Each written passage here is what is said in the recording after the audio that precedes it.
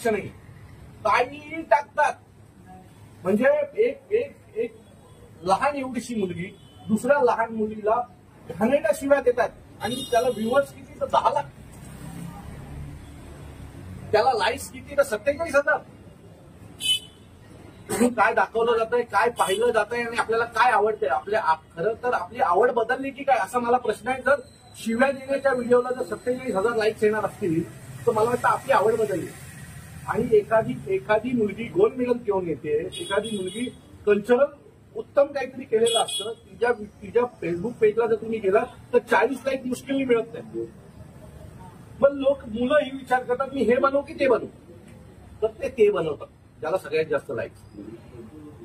So ह्या सगळ्या गोष्टी आपल्या भारतीय संस्कृतीची वाट लावतात, आपल्या मुलांची माती खराब करतात आणि हे सगळं थांबलं पाहिजे. म्हणून महाराष्ट्र नवनिर्माण सेनेचं एक पाऊल पुढे.